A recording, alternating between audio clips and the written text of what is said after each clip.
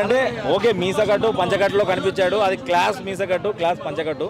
ఇది పక్క మాసు, ఇది ఊర జాతర, ఇది ఊర మాస్ జాతర, అది క్లాసు ఇది మాసు. నా సామిరంగా అభిమానులకు ఇలాంటివే కావాల్సింది ఆయన దగ్గర నుండి కోరుకునేది.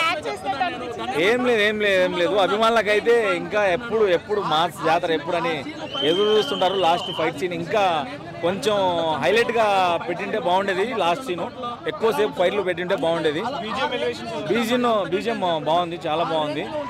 మామూలుగా పేరున్న డైరెక్టర్తో ఎవరైనా హిట్ కొడతారయ్యా, కొత్త డైరెక్టర్తో హిట్ కొట్టేవాడినే కింగ్ అంటారు. ఆ కింగే Akkineni Nagarjuna brand king. Direction బాగుంది. అంటే ఒక ఏమీ తెలియని డైరెక్టరు, అవగాహన లేని ఐడియా లేని డైరెక్టరు ఈ రేంజ్లో అక్కినేని నాగార్జున గారి చూపించాడు, ఇంత బాగా చేశాడు అంటే నిజంగా హ్యాట్స్ ఆఫ్ డైరెక్టర్కి. చాలా బాగుంది. హీరోయిన్ కాంబినేషన్ నాగార్జున గారికి వెతికి మరీ పట్టుకున్నట్టుంది.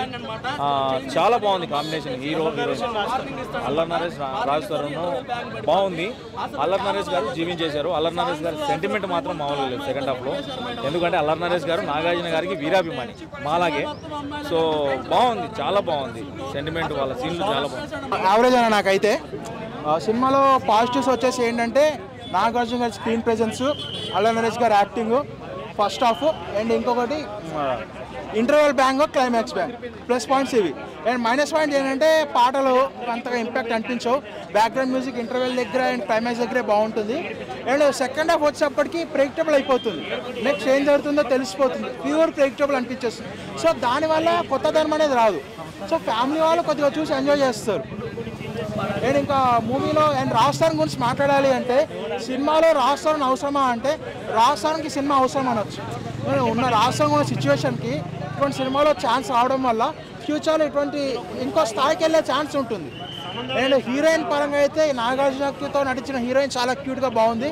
అండ్ తర్వాత అల్లరేష్కి వైఫ్గా నటించడానికి కూడా చాలా బాగుంది. అండ్ రాజస్థాన్కి హీరోయిన్ అనవసరం అనిపించింది, పెట్టాలని పెట్టారు. అండ్ ఇది రీమేక్ మూవీ అన్నారు. ఇది రీమేక్ అయితే నేను చూడలేదు, నేను ఒరిజినల్ ఏంటో నాకు తెలియదు కాబట్టి ఇది మాత్రం మూవీ బాగానే ఉంది. ఇటువంటి ఒక టోటల్గా యావరేజ్గా అనిపిస్తుంది. ప్రెడిక్టబుల్ అండ్ రొటీన్ స్టోరీ అవడం వల్ల యావరేజ్గా ఉంది. అల్లరి నరేష్ యాక్టింగ్ బాగుంది. ఎందుకంటే అల్లరి నరేష్ గారిని గతంలో చూసుకుంటే కనుక ఒక గమ్యమో ఒక మహర్షి అటువంటి టైప్ ఆఫ్ క్యారెక్టర్ అనిపిస్తుంది. సో అటువంటి క్యారెక్టర్లో అల్లరి నరేష్ గారు 100% ఎఫర్ట్ పెడతారు, ఇందులో కూడా పెట్టారు. రాస్తారు నాజర్ గారి క్యారెక్టర్ ఆయన ఒక పెద్ద మనిషిగా ఊరికే బాగానే చేశారు. ఆయన క్యారెక్టర్స్ అందరూ వాళ్ళ గురించి చెప్పుకోకల్లా వాళ్ళందరూ వాళ్ళకి ఇచ్చిన వాళ్ళు వాళ్ళు న్యాయం చేస్తారు. బాగా చేశారు. నాగార్జున స్క్రీన్ ప్రెజెన్స్ యాక్టింగ్ చాలా బాగుంది. అంటే కిరవాణి గారి మ్యూజిక్ చాలా మంది అన్నాం ఆస్కార్ విన్నర్ కిరవాణి గారు అంటున్నారు కానీ బట్ ఆస్కార్ విన్నర్ కిరవాణి గారు ప్రతిసారి ఆస్కార్ లెవెల్ పెర్ఫార్మెన్స్ ఇవ్వాలని రైట్ లేదు. ఈ మూవీ కథకి ఎంత మ్యూజిక్ కావాలో అంత మ్యూజిక్ ఇచ్చారు, బట్ పాటలు అనేవి వర్కౌట్ కాలేదు. ఈ మూవీ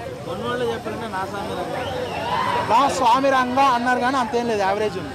మా సత్యం 24 ఫ్రేమ్స్ ఛానల్ని సబ్స్క్రైబ్ చేసుకుని బెల్ ఐకాన్ని యాక్టివేట్ చేసి లైక్ చేయగలరు, షేర్ చేయగలరు.